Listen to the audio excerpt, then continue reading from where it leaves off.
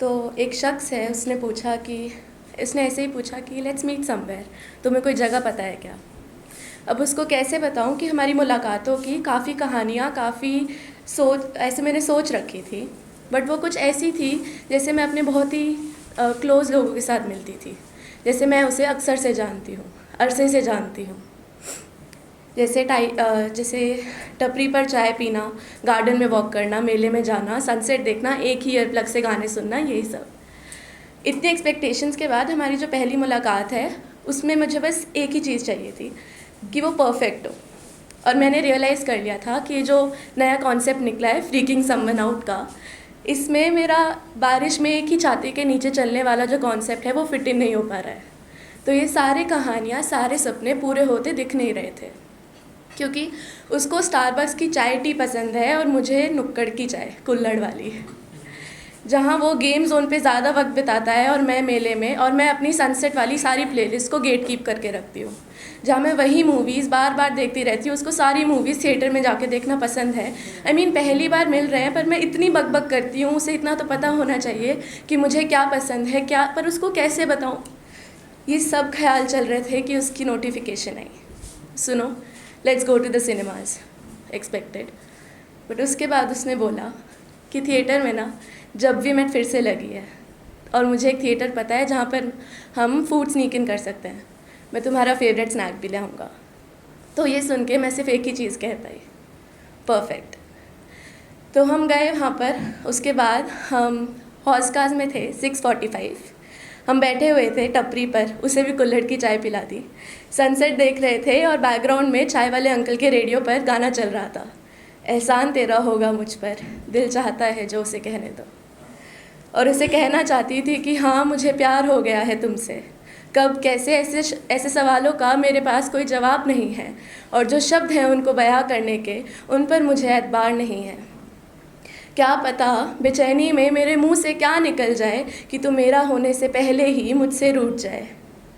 तो कोने में बैठ के थोड़ी गुफ्तगू करके तू थोड़ा मुझे पहचान लेना, थोड़ा मैं तुझे जान लूँगी। जब मैं हिचकिचाते हुए कहूँ ना कि आज का दिन बहुत अच्छा है, तो तुम ही उसकी वजह हो, ये तुम खुद ही मान लेना। क्योंकि बात है कि मैं थोड़ा शर्मा जाती हूँ, छोटी छोटी बातों पे घबरा जाती हूँ। चलो, ये मेरी खामियों की बातें बाद में करते हैं। अगर तुम कभी मेरे हुए तो आखिर इन्हीं नादानियों पर तो लड़ेंगे हम।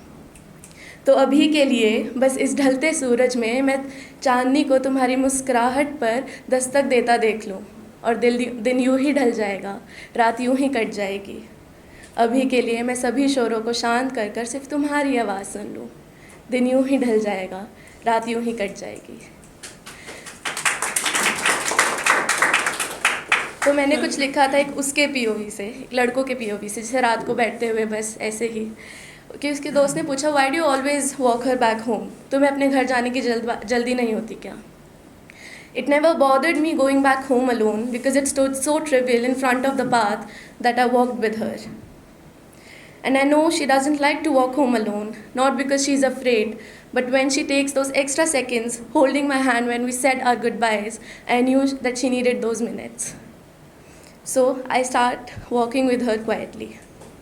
I don't mind it because I find a reason to pull her to the inner side of the road and see a hint of smile on her face. The smile that she then hides with her hair that I tuck behind her ear. ये earrings तुम पे बहुत अच्छी लग रही हैं, उसने मुझे कहा था. And then how anxiously and foolishly I wait for a puddle on the way so I could throw my overshirt that I wear whenever I meet her, or for the weather to get so terribly cold कि मैं अपनी jacket उतार के उसको दे दूँ. मुझे cinematic चीज़ें अच्छी लगती हैं, बॉलीवुड के पैदाइश हूँ मैं. And then how she gets excited while talking and telling a story, and then she walks with the little jumps and smiles without covering her face like she normally does. मुझे बहुत अच्छा लगता है कि मैं उसके साथ ऐसे रह सकती हूँ. And then finally, when she faces and the moonlight falls on her face, I remember the insecurities she told me about, and all I can think about is how people tell about loving someone's flaws and calling them as the most beautiful person on the earth. But फिर मुझे घर जाने की जल्दी नहीं होती, क्योंकि उसने मुझे देख के बोला था, तुम जब तक घर नहीं जाते ना, मैं तुम्हारे साथ फ़ोन पर रहती हूँ.